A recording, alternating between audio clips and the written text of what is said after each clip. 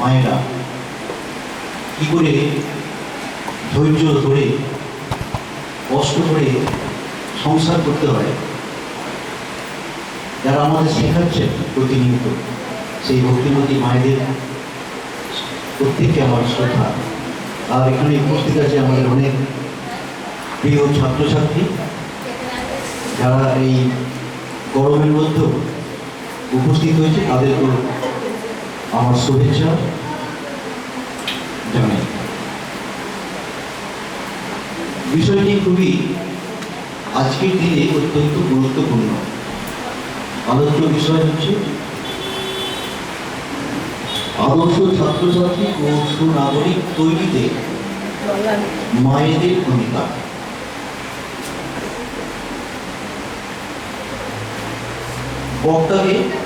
বক্তা হচ্ছে বাবারা, যারা কাজ করছেন, প্রকৃতপক্ষে যারা কারিগর, তারা বসে আছেন, তারা শুনবেন।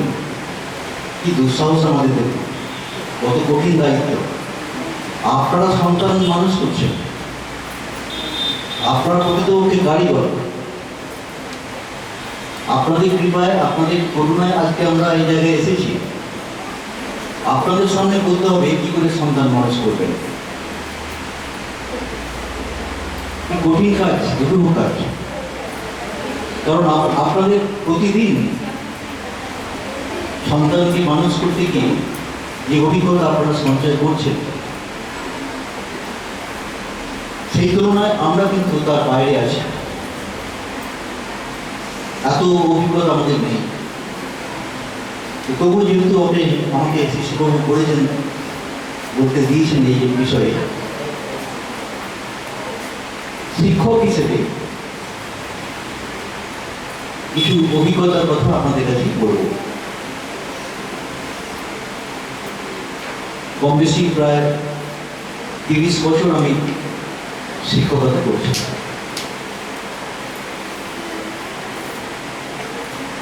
বর্তমান যে সময়, একটু খেয়াল রাখতে হবে প্রত্যেকেই যে যদি আমরা এই 30 বছরটি ধরে নিই, 30 বছর আগে যারা আমরা বড় হয়েছি, বা 30, 40, 50 বছর আগে যারা আমরা মায়ের ঘরে খেলা করেছি, স্কুলে গেছি, পড়াশোনা করেছি, কলেজে গেছি, পড়াশোনা করেছি, সেই সময়কার যে পরিবেশ আর আজকের যে পরিবেশ, সেই পরিবেশের মধ্যে গুণগতভাবে বিশাল পার্থক্য কিন্তু তৈরি হয়ে গেছে। তাই বর্তমানে যে পরিবেশের প্রভাব,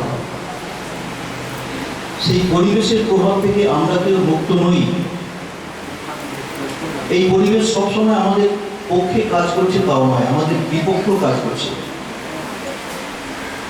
এই মুহূর্তে আমাদের সব থেকে বড় সমস্যা কি আমাদের কাছে, এই সময়ের মধ্যে বড় সমস্যা কি, যেগুলো আমাদের সময় ছিল না? 1 নম্বর, এখানে অনেকেই বলে গেছে, মোবাইল ফোন, অ্যান্ড্রয়েড ফোন। শুধু মোবাইল বললে ভুল হবে, অ্যান্ড্রয়েড ফোন অত্যন্ত একটি অত্যাধুনিক একটা প্রযুক্তি আমাদের ছেলে মেয়েদের হাতে পৌঁছে গেছে। এখন কম্পিউটারের যুগ।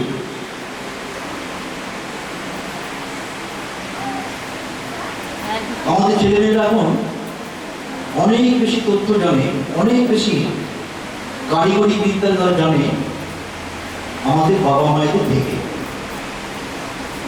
দেখবেন যে আমরা বাবা মায়েরা বাড়িতে, আপনাদের অভিজ্ঞতা আছে, মোবাইল ফোনটি আপনি ঠিক মতো ব্যবহার করতে পারছেন না, আপনার বাচ্চা 5 বছর কি 6 বছর বয়স, তার উপরে আপনি নির্ভর করছেন, সে ঠিক করে দিচ্ছে আপনাকে। ওদের কাছে আমরা শিখছি, এত বেশি ওরা রক্ত করে নিয়েছে সরকারি। তবু আমাদের খেয়াল রাখতে হবে যে আমরা আসলে কি চাই। আমাদের লক্ষ্যটা কিন্তু পাল্টায় না। 50 বছর আগে, 100 বছর আগে যে লক্ষ্য ছিল আমাদের মায়েদের, এখনকার মায়েদের কিন্তু লক্ষ্যটা এক। লক্ষ্যটা কি? আমাদের সন্তানকে মানুষ করতে হবে। এখন এই মানুষ করাটা কি রকমের মানুষ আমরা চাই? আমাদের ধ্যান ধারণার মধ্যে মানুষ বলতে আমরা কি বুঝি? ঠাকুর শ্রীরামকৃষ্ণদেব একবারে ছোট্ট দুটি শব্দ দিয়ে একটা সংজ্ঞা দিয়ে দিয়েছেন মানুষের সংজ্ঞা। মান হুঁস, এর মধ্যে সব বলে দেওয়া হবে।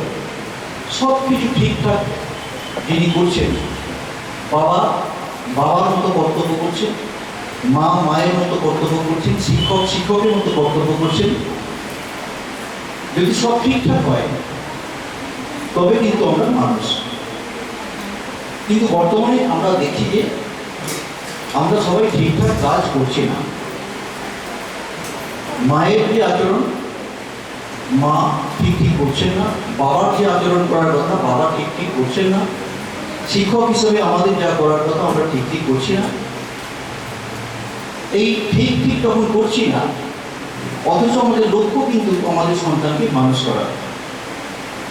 একটা ফাঁকি থেকে যাচ্ছে আমাদের মধ্যে, সেই ফাঁকের মধ্য দিয়ে আমার সন্তানকে মানুষ করতে হবে। তবে প্রথমে আমাদের কিন্তু নিজেদের বুঝে নিতে হবে যে আমার হাতে একটা বড় দায়িত্ব আছে, কঠিন দায়িত্ব, আমার সন্তানকে মানুষ করার দায়িত্ব। এত বড় দায়িত্ব পৃথিবীতে বোধহয় আর কিছু নেই। তো সেই দায়িত্বটা পালন করতে গেলে আমাকে কি কি করতে হবে?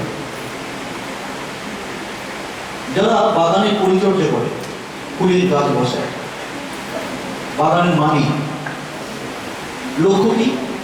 খুব সুন্দর ফুল ফুটবে, বাগানটা খুব সুন্দর হয়ে উঠবে, এটা মালির লক্ষ্য। মালিক কি করে? মালির কাজ কতদূর পর্যন্ত? গাছটিকে জল দেয়, সার দেয়, পোকামাকড়ের হাত থেকে রক্ষা করে, এর বেশি আর কি করে মালিক? মালিক কি পারে তার মনের মধ্যে যে কল্পনা আছে যে এরকম একটি সুন্দর ফুল আমার মনের মধ্যে কল্পনা আছে, আমি ওই গাছটি থেকে ঠিক সেই রকম একটি সুন্দর ফুল ফুটিয়ে নেব? মালিক কি পারে? পারে না। মালিক কাজ হচ্ছে ওইটুকু পরিচর্যা করা। ফুলটি কেমন হবে সেটি কিন্তু নির্ভর করছে ওই গাছের উপরে, মালির উপরে নয়। আমাদের সমস্যা হচ্ছে আমরা মায়েরা যদি আমরা ধরে নিই বা বাবারা যদি আমরা ধরে নিই যে আমরা মালিক, কিন্তু আমরা প্রথমে কি মনে মনে ইচ্ছা পোষণ করে নিচ্ছি আমার সন্তানটি কেমন হবে? আমার সন্তান হবে, হয়তো আমি ভেবে নিচ্ছি যে আমার সন্তানকে বড় ডাক্তার করব, আমার সন্তান হবে বড় ইঞ্জিনিয়ার, আমার সন্তান হবে বড় শিল্পী। নিজের মনের মতো করে একদিন বলছিলেন লাগে, বোধহয় বিদ্যা বলছিল বক্তব্যের মধ্যে, আমার ভিতরে যে ইচ্ছাগুলো আছে, আমার ভিতরে যে কামনাগুলো আছে, সেগুলো আমি আমার সন্তানের কাছ থেকে আশা করছি, আমার সন্তান ঠিক সেরকম হবে, এটা আমরা আশা করছি। ভুলটা হয়ে যাচ্ছে ওই জায়গায়। আমাদের কাজ কিন্তু ওটা নয়। আমার সন্তানকে আমি ইচ্ছা করলে তাকে চিকিৎসক তৈরি করতে পারবো না, আমার সন্তানকে ইচ্ছা করলে আমি ডাক্তার করতে পারবো না, শিক্ষক করতে পারবো না, ইঞ্জিনিয়ার করতে পারবো না। তাহলে আমার কাজ কি? মা হিসেবে, বাবা হিসেবে, শিক্ষক হিসেবে আমাদের কাজ কি? আমাদের কাজ হচ্ছে ওর বড় হওয়ার পিছনে যে বাধাগুলো আছে সেই বাধাগুলোকে সরিয়ে দেওয়া, আর কিছু নয়। মাইকেল অ্যাঞ্জেলো একজন বড় শিল্পী, পাথর কেটে কেটে মূর্তি তৈরি করেন। তো মাইকেল অ্যাঞ্জেলো খুব পরিশ্রম করে একটি পাথর কেটে কেটে সুন্দর একটি মূর্তি তৈরি করলেন। তাকে প্রশ্ন করা হলো, সেই মূর্তি দেখে যারা খুব চমৎকৃত হলেন, আনন্দিত হলেন, পুলকিত হলেন। মাইকেল অ্যাঞ্জেলোকে প্রশ্ন করা হলো যে এত সুন্দর মূর্তি আপনি কি করে তৈরি করলেন? তার উত্তর অত্যন্ত সহজ করে দিলেন। মাইকেল অ্যাঞ্জেলো বলেন, আমি কিন্তু মূর্তিটি তৈরি করিনি, মূর্তিটি ওই পাথরের ভিতরেই ছিল। সে কি কথা, আপনি মূর্তি তৈরি করলেন? বললেন না, আমি শুধু ওই পাথর থেকে অপ্রয়োজনীয় অংশগুলোকে কেটে কেটে বাদ দিয়ে দিয়েছি। যেগুলোর প্রয়োজন ছিল না আমি সেগুলোকে ছেড়ে দিয়ে আস্তে আস্তে আস্তে আস্তে কেটে কেটে অপ্রয়োজনীয় অংশগুলোকে বাদ দিয়ে দিলাম, আর পাথরের ভিতর থেকেই এই সুন্দর মূর্তিটি বেরিয়ে এলো। কি অসাধারণ উত্তর চিন্তা করুন। আমাদেরও কাজ হচ্ছে সন্তানদের মানুষ করতে গেলে তার বড় হওয়ার পিছনে যে বাধাগুলো আছে সেই বাধাগুলোকে সরিয়ে দেওয়া, তার পথটাকে পরিষ্কার করে দেওয়া। তবে প্রথমে আমাদের লক্ষ্যটা ঠিক করে নিতে হবে। আমাদের লক্ষ্য হবে সন্তানকে মানুষ করা, ভালো মানুষ করা। আচ্ছা, আমরা এখানে সকলেই যখন পূজনীয় মহারাজ আসেন, আমরা সকলেই মহারাজের শ্রীচরণে লুটিয়ে পড়ি। কেন লুটিয়ে পড়ি? ত্যাগের প্রতীক বলে। ত্যাগ, মানুষের জন্য সেবা, একটা মহান জীবন, সন্ন্যাসীর জীবন। মানুষের জন্য কাজ করছেন। কিভাবে কাজ করছেন? শিবজ্ঞানে জীব সেবা করছেন। আমাদের মানুষ হওয়ার পথে, আমাদের মুক্তির পথে তারা সাহায্য করছেন। আচ্ছা, আমরা যখন নিজেদের সন্তানকে ভাবছি আমার সন্তান কি হবে, মায়েরা সত্যি করে বলুন তো, এখানে যারা আছে কেউ কখনো ভেবেছিল আমার সন্তান একজন বড় সন্ন্যাসী হোক, ভালো সাধু হোক? একজন হাত তুলুন। কোনো মা যদি ভেবে থাকেন যে হ্যাঁ আমি ভেবেছি আমার সন্তান সাধু হবে, হাত তুলল না। কিন্তু যদি বলি আমার সন্তান ডাক্তার হবে, আমার সন্তান প্রচুর টাকার মালিক হবে, কতজন ভেবেছেন? সব হাত উঠে যাবে। আমরা তো চাই ছেলে মেয়ে বড় হয়ে দুহাত ধরে টাকা ঢুকে নিয়ে আসবে, বাড়ি করবে, গাড়ি করবে, ব্যাংক ব্যালেন্স করবে, বাবা মাকে বেড়াতে নিয়ে যাবে, বৃদ্ধ হয়েছে চারিদিক ঘোরাবে। কি সুন্দর জীবন! হ্যাঁ, বেশি টাকা, শুধু টাকা দেবে, দুহাত ধরে টাকা উপায় করে। দেখুন আমাদের গরজটা কোথায়? ভালো মানুষ তৈরি করা হচ্ছে আমাদের লক্ষ্য। আর সেই লক্ষ্যের পথে বাধাগুলোকে সরিয়ে দেওয়া। আমাদের গরজ কোথায় হয়ে যায়? বাবা মায়ের গরজ কোথায়? মা কিন্তু দেখবেন এই যে আমরা নিঃস্বার্থভাবে আমাদের সন্তানদের, মায়েরা নিঃস্বার্থ, এত নিঃস্বার্থ কিন্তু আর কেউ হতে পারে না। নিজের সন্তানের জন্য জীবনটাকে দিয়ে দিতে পারে। তো এত নিঃস্বার্থভাবে থেকেও মায়েদের মধ্যে একটা কামনা থেকে যাচ্ছে। কিন্তু কামনা হচ্ছে যে আমার সন্তান বড় হয়ে এই দুহাত ভরে টাকা নিয়ে আসবে, আমাদের দেখবে। তো এই জায়গাটা আমাদের প্রথমেই ঠিক করে নিতে হবে যে না, আমাদের লক্ষ্য হবে আমার সন্তান ভালো মানুষ হোক।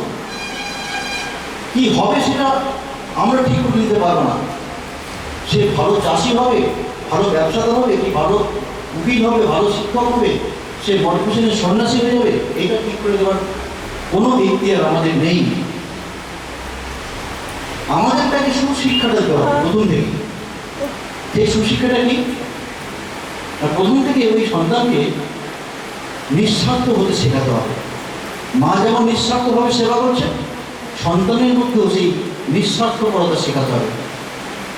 পরিবর্তে আমরা দেখবেন ছোট ছোট ঘটনা আমরা কিন্তু ভুল করে বসি।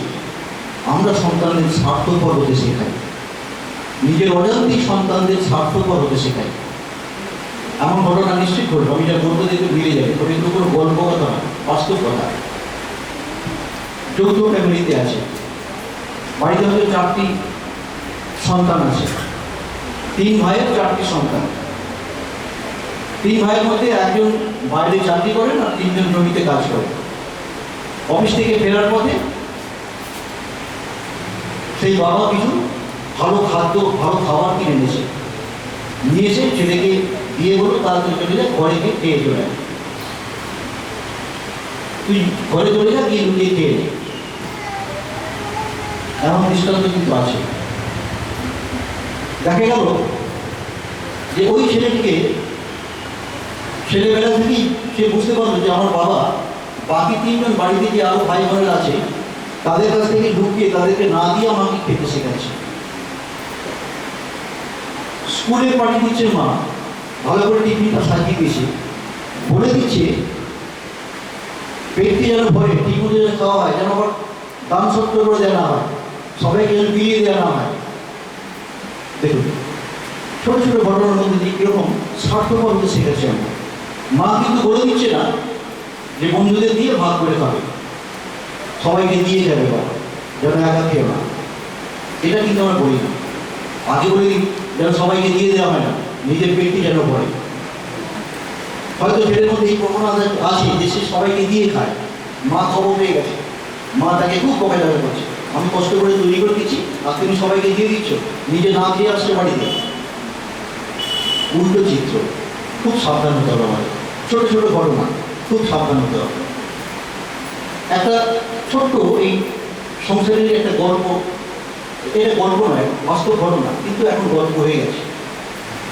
দেখবেন আমি এইভাবে বলছি গল্পটাকে, যে ছেলেকে ইংলিশ মিডিয়াম স্কুলে ভর্তি করা হয়েছে। বাড়িতে দাদু ঠাকুমা আর একটি সন্তান, আর স্বামী বাইরে থাকে। তো ছেলেকে মা খুব যত্ন করছে, স্কুল নিয়ে যাচ্ছে। দাদু খুব অসুখ করেছে, দাদু পাশের ঘরে খুব কষ্ট পাচ্ছে। বাচ্চাটি বলছে, মা আমি দাদুর কাছে যাবো, দাদু কষ্ট পাচ্ছে, আমি এবার দেখে আসি। মা তাকে বারবার ধমক দিচ্ছে, না দাদুর কাছে তোমার যেতে বলেছে, তুমি আগে পড়ো, তোমার পড়া তৈরি করো, তোমার পরীক্ষা আছে, তুমি ভালো করে পরীক্ষা দাও। দাদুর জন্য ডাক্তার আছে, ডাক্তার আসবে, ডাক্তারকে খবর দেওয়া হচ্ছে, তোমাকে যেতে হবে না, তোমাকে ডাক্তারি করতে হবে না, ধমক দিচ্ছে। ছেলেটি মন খারাপ করে আবার পড়াশোনায়, সে কিন্তু পড়াশোনায় মন বসছে না, দেখাচ্ছে আমি পড়ছি। তার মন পড়ে আছে, যদি দাদুর ঘর থেকে খুব কষ্ট পাচ্ছে, আওয়াজ আসছে, তার মনে হচ্ছে একবার দাদুর কাছে যায়, কিন্তু মা বারবার হচ্ছে না, খবরদার যেতে হবে না। তিনি মুখে মা তাকে সাজিয়ে গুছিয়ে নিয়ে স্কুলে বেরিয়ে চলে গেল। ছেলেবেলা থেকে সেইভাবে শিখছে যে তাকে মা শেখাচ্ছে, দাদু কষ্ট পেলেও দাদুর কাছে যেতে হবে না, তোমাকে গুরুত্ব দিতে হবে তোমার পড়াটা, তুমি পড়ো, তুমি মুখস্থ করো, তুমি বেশি নম্বর পাও, 100 পেতে হবে তোমাকে, 199 পেলেই পেটানো হবে, 100 তোমাকে 100 পেতে হবে। আর এখানে যে মানবিক গুণগুলো, সেই গুণের বিকাশ করতে দিচ্ছে না। ওখানে বলছি খবরদার দাদুর কাছে তোমার যেতে হবে না, ওখানে ডাক্তার আছে। এই পরিবেশের মধ্যে একটি ছেলে, ওই ছেলেটি বড় হয়ে গেল যখন, দেখুন কিরকম রিটার্ন আসবে, দেখুন মায়ের কাছে কেমন রিটার্ন পেয়ে, মা কেমন রিটার্ন পাচ্ছে। ওই ছেলেটি যখন বড় হলো, সে এই করতে করতে দেখলো যে দাদু ঠাকুমার কাছে সে ওখানে যেতে পারছে না, তার পড়াশোনার কোনো রকম ক্ষতি করতে মা দিচ্ছে না। দাদু ঠাকুমার জন্য গিয়ে একটু আহা করার সুযোগ সে পাচ্ছে না, একটু হাত বুলিয়ে দেবে গায়ে, সে সুযোগ সে পাচ্ছে না। সেই ছেলেটি বড় হলো, বড় হয়ে সে বিদেশে চলে গেল চারদিকে। এবার মা বৃদ্ধ হয়েছে, বৃদ্ধা হয়েছে, বাবা বৃদ্ধ হয়েছে। মা ছেলেকে খবর দিচ্ছে, বাবা তুমি তাড়াতাড়ি দেশে ফেরো, তোমার বাবা খুব অসুস্থ। ছেলে বলছে, মা আমার এখন সামনে একটা বিশাল বড় সেমিনার আছে, আমার প্রমোশন আছে, ওই সেমিনারটা করলে আমার প্রমোশন হবে, আমার মাসে 30,000 টাকা বেতন বাড়বে, আমি এই মুহূর্তে যেতে পারবো না। বলে, সে কি বাবা, তোমার বাবা তো অসুস্থ। বলে, অসুস্থ আমি কী করবো, আমি টাকা দিচ্ছি, তুমি ডাক্তার দেখে নিয়ে এসো, যত বড় ডাক্তার আছে, যত টাকা লাগে আমি পাঠিয়ে দিচ্ছি, তুমি ডাক্তার দেখাও, আমি কী করবো, আমার তো কাজ নয়, ওটা ডাক্তারের কাজ।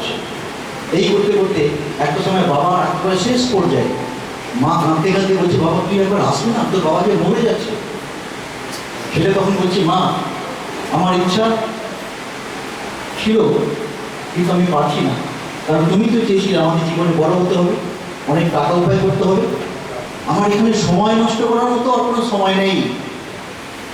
বাবার মৃত্যু হয়ে গেলে আমি সমস্ত কিছু পাঠিয়ে দিচ্ছি, আমি একটা লাইটারও পাঠিয়ে দিচ্ছি কিনে, আমার ইচ্ছা এই লাইটারের আগুন থেকে বাবার মোকাবিলা যেন করে দেয়, আর যা টাকা লাগে আমি সব দিয়ে দিচ্ছি, তুমি খরচ করে ভালো করে সাধ্য শান্তি করো। বাবার মৃত্যু হলো, মায়ের চোখে জল পড়ছে। মা তখন আরও 5 জনকে বলছে, এর থেকে আমার ছেলে যদি একটা প্রাইমারি স্কুলের টিচার হতো, আমি জীবনে শান্তি পেতাম। দেখুন ওই মা ছেলেকে পরে দোষ দিচ্ছে যে আমার ছেলেকে এত বড় করলাম, ছেলে একবার দেশে ফিরলো না, বাবার মৃত্যু হলো, তখন ফিরতে পারলো না, কারণ তার প্রমোশন হচ্ছে ওখানে। এর থেকে আমার ছেলে যদি একটা প্রাইমারি স্কুলের শিক্ষক হতো, আমি শান্তি পেতাম। উপলব্ধিটা কোথায় গিয়ে হচ্ছে, জীবনের শেষ প্রান্তে গিয়ে উপলব্ধি হচ্ছে, আর তখন ফিরে আসার কোনো রাস্তা নেই। এই উপলব্ধিটা আমাদের প্রথমেই আনতে হবে। আমরা যেন সৎ গুণগুলো মনে রাখতে হবে, আমরা মানুষ করতে চাই, মান আর ঘুষগুলো তার মধ্যে জাগিয়ে দিতে চাই। মান আর ঘুষ কোনগুলো আমরা সব জানি, আমরা সব জানি, কিন্তু আমরা জেনে বুঝে ভুল করি। কোনটা অন্যায়, কোনটা ন্যায়, কোনটা সৎ পথ, কোনটা অসৎ পথ, এগুলো আমরা সব জানি। কোনটা করা উচিত, কোনটা করা উচিত নয়, আমাদের কাউকে শেখাতে হবে না। কিন্তু আমরা ভুল করি, আমাদের সন্তানদের আমরা ওই ভুলগুলি শেখাই। সুতরাং উপলব্ধিটা জীবনের প্রথমেই আনতে হবে যে আমার কাজ হচ্ছে এটা বুঝতে হবে যে প্রত্যেকটি মানুষ যখন জন্মেছে, এটা আগে নিজেরা বিশ্বাস করুন, মায়ের আগে বিশ্বাস করুন যে আমরা প্রত্যেকে ঈশ্বরের অংশ।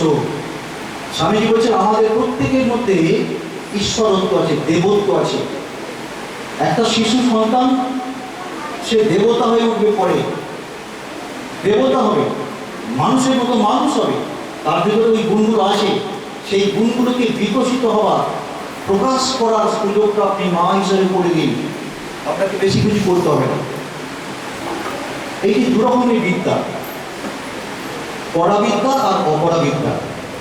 এই পরাবিদ্যাটা কি, বা আমাদের পরাবিদ্যা হচ্ছে যেটাকে আমাদের প্রাচীন ভারতবর্ষ যে বিদ্যা নিয়ে আমরা বেঁচে আছি, এই নিজেকে জানা, নিজের ভিতরের দেবতাটাকে খুঁজে বের করা, নিজেকে মানুষ হিসাবে, সুন্দর একজন সমাজের মানুষ হিসেবে প্রতিষ্ঠিত করা, এই বিদ্যাটা হচ্ছে পরাবিদ্যা।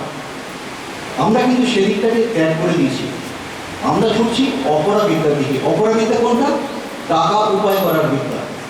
কোনটা করলে বেশি টাকা, কোন কোর্সটা করলে বেশি টাকা পাবো, সেই কোর্সটার জন্য আমরা ছুটছি। অন্যায় কিছু নেই, অপরাবিদ্যার দরকার আছে। আমাদের ডাক্তার হতে হবে, ইঞ্জিনিয়ার হতে হবে, আমাদের শিক্ষক হতে হবে, সব হতে হবে। কিন্তু যদি মানুষ না হয়, আমার অনেক দৃষ্টান্ত আছে, জানি না এখানে কেউ অন্যভাবে নেবেন না। একজন শিক্ষক বিয়ে হলো, বাবা মা খুব ধুমধাম করে বিয়ে দিল। বিয়ের পরে 2 মাসের মধ্যে, এগুলো একদম বাস্তব ঘটনা, 2 মাসের মধ্যে বাড়িতে ওই শাশুড়ি আর শ্বশুর বসে, আর কেউ নেই, সংসার 4 জনের সংসার। ওই স্ত্রীর সঙ্গে অশান্তি শুরু হয়ে গেল।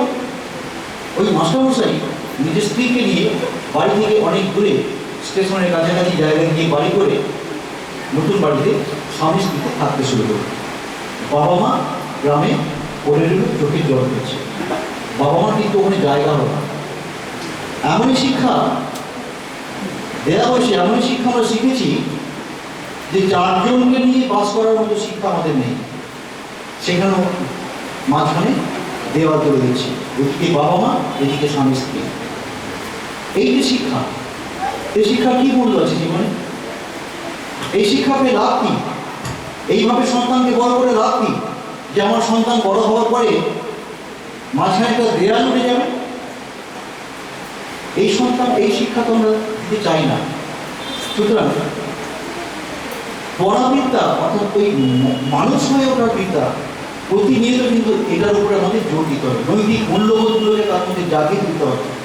এটা যেন কখনো আমাদের ত্রুটি না হয়।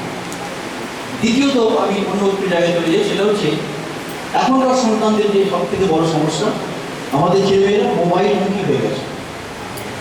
এটা এদেরকে বোঝাতে হবে যে তুমি মোবাইলমুখী হয়ে না, মোবাইল থেকে তোমার যেটুকু নেবার তুমি সেটুকু নাও, সেটাও শেখাতে হবে, নিজেকে শেখাতে হবে।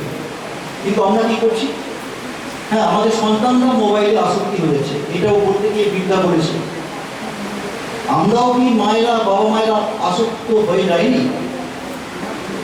দেখবেন টিভিতে ভালো সিরিয়াল হচ্ছে, তো কি যেন সব আছে নামটা, বকুল কথা দেখতেই হবে, দাঁড়া বকুল কথা দেখে নিই, তারপর তোকে খেতে হবে। সেটা ওখানে খিদে ছটফট করছে, মা তুমি আমাকে তাড়াতাড়ি খেতে দাও, দাঁড়া না বকুল কথা দেখে নিই। ওই আগেরটা দেখেছি, পরেরটা না দেখলে ঠিক মনটা আঘাত করছে না। এই বকুল কথা দেখতে গিয়ে কিন্তু আমরা সর্বনাশ করে দিচ্ছি। মায়েরাও দেখবেন আমরা আসক্ত হয়ে গেছি ওই সিরিয়ালগুলো দিয়ে। আমরাও মোবাইল নিয়ে ঘাঁটছি, ছেলেমেয়েরা দেখছি, কিন্তু ছেলেমেয়েরা দেখছি বাবা মা আমাকে খুব একটা গুরুত্ব দিচ্ছে না। বাবা অফিস থেকে ফিরলো, ফেরার পরে কি মোবাইল নিয়ে বসে গেল, ছেলেমেয়ের দিকে সময় দেওয়ার সময় নেই তার। ছেলেমেয়েরা কথা বলছে, বাবা কি একটা কিছু বলতে অভিযোগ করছে, বাবা হ্যাঁ দিয়ে যাচ্ছি বলে ছেলেমেয়েরা বুঝতে পারছে বাবা আমাকে গুরুত্ব দিচ্ছে না। বাবার মন পড়ে আছে কিন্তু মোবাইল ঘেঁটে যাচ্ছে, মনে চ্যাট করছে, ফেসবুক করছে। এই করতে গিয়ে আমাদের সব ফাঁকা হয়ে যাচ্ছে। সুতরাং মোবাইলমুখী নয়, একবারে জীবনমুখী হতে হবে। এটা যেমন আমাদের ছেলেমেয়েদের শেখাবো, আমাদেরও নিজেদের শিখতে হবে। এখন মূল কথা হলো কি, পিতা মাতাকে মায়েদের কিন্তু আদর্শ হতে হবে। আদর্শ সন্তান চাইতে গেলে আদর্শ নিজেকে হতে হবে। স্বামী বলছি বি অ্যান্ড মেক, আগে নিজে আদর্শ হও, তবে তো তুমি আদর্শ শেখাবে। এখন ধরো আমি কারো কাছে মাথা মতো করি না, আমার সন্তানকে নিয়ে আমি বেরিয়েছি, আমার সন্তান দেখলে যে বাবা কারোর কাছে মাথা মতো করে না, তো আমার সন্তান কী করে একজনের পায়ে গিয়ে নমস্কার করবে? আমরা কি শেখাই? আমাদের বলতে হবে না, আমরা যদি নিজেরা গিয়ে প্রণাম করি কাউকে, গুরুজনকে, দেখবেন আপনার সন্তান পিছনে আছে, সেও গিয়ে সেই গুরুজনকে গিয়ে প্রণাম করবে। ছোটো ছোটো ঘটনা আমরা শেখাই না। আমরা এই লকডাউনের পরে যখন স্কুল শুরু হলো প্রথম, এরকম প্রার্থনা সভায় দাঁড়িয়ে নতুন ছেলেমেয়েরা এসেছে, তখন আমরা ধরুন যারা 5-এ ভর্তি হয়েছে আর যারা 6 এসেছে, তাদেরকে আমরা পাইনি। একসঙ্গে 5-6 প্রায় সবাই নতুন, অন্তত 400 স্টুডেন্ট তারা নতুন, তাদেরকে আমরা 2 বছর দেখিনি। আমি প্রার্থনা সভায় প্রথমে বললাম, তোমরা আজকে যারা স্কুলে এসেছো, বাড়ি থেকে বেরোনোর সময় কজন বাড়িতে বাবা অথবা মা বা দাদু বা ঠাকুমা বাড়ি থেকে প্রণাম করে বেরিয়েছে, কজন একটু হাত তোলে? দেখলাম 2টি বা 3টি হাত উঠলো। অত ছেলে মেয়ে, 800-900 ছেলে মেয়ে দাঁড়িয়ে আছে প্রার্থনা সভায়। তো বললাম, বাড়ি থেকে বেরোনোর সময় কজন প্রণাম করে বেরিয়েছো বাবা বা মাকে অথবা দাদু ঠাকুমাকে? 2টি বা 3টি হাত উঠলো। আমি বললাম যে পরের দিন আমি আবার তোমাদের জিজ্ঞাসা করবো, আমি দেখতে চাই প্রত্যেকটি হাত উঠলো করে। আগামীকাল থেকেই তোমরা যখন আসবে, বাড়ি থেকে বেরোনোর সময় মাকে বাবাকে যাকে পাবে তাকে প্রথমে প্রণাম করবে। প্রণাম করলে কি হয়, ওই বাচ্চাদের বললাম সংক্ষেপে যে তুমি আশীর্বাদ পাবে, বড়দের আশীর্বাদ পাবে। তুমি যদি তোমার ঘোর শত্রুকে প্রণাম করো, সেও তোমাকে বলতে পারবে না তুই মরে যা, তুই মরে যা। পায়ে হাত দিয়ে যখন প্রণাম করা হবে, অটোমেটিক্যালি তার মধ্যে একটা পজিটিভ ভাব তৈরি হয়ে যাবে, একটা আশীর্বাদ মুখ থেকে বেরিয়ে আসবে, বড় হওয়া বা মানুষ হওয়া বেরিয়ে আসবে। সেই প্রণাম করতে শেখো। আমি আবার পরের দিন জিজ্ঞাসা করলাম, কতজন আজকে প্রণাম করেছো? দেখলাম অনেক হাত উঠে গেল, কিন্তু অনেক হাত উঠলো না। অভ্যাসের ব্যাপার, অভ্যাস করাতে হবে। আর মাঝে মাঝে আমি জিজ্ঞাসা করি, আজকে কতজন প্রণাম করতে ভুলে গেছো? হাত তোলো। দেখে অনেক হাত উঠে গেল না, যারা প্রণাম করেছে তারা হাত তুলেছিল। আমি বললাম যে মনোযোগ দাও, কথা ভালো করে শোনো। আমি বলছি আজকে কতজন প্রণাম করতে ভুলে গেছো? দেখলাম হাতটা অনেক কম উঠলো। শিখছি।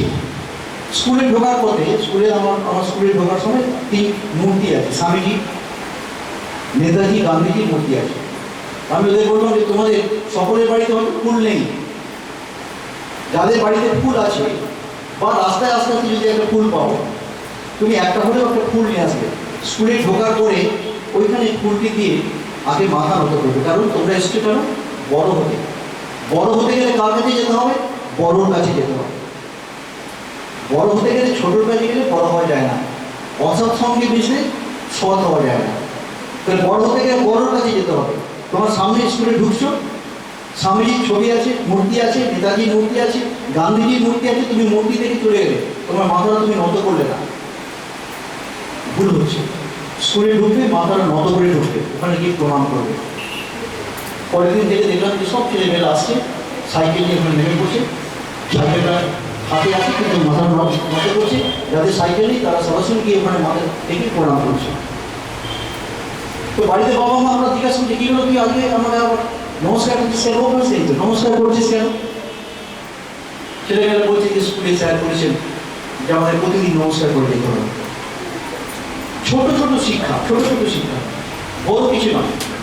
এইগুলো কিন্তু তাদের আমাদের বাচ্চাদের মধ্যে অভ্যাসটা তৈরি করতে হবে। এই আপনি আচরণই ধর্ম, নিজে আচরণ করে দেখাতে হবে। এই আচরণ করে যদি দেখানো যায়, ছেলেমেয়েরা কিন্তু বেশি শিখবে। আর একটা কথা বলি, যে ছেলে মেয়েদের দেখবেন আপনারা একটু কিছু বাস্তব কথায় চলে যাই। অনেক সময় বাড়ি থেকে বেরোবো, অতিথি এলো, আপনি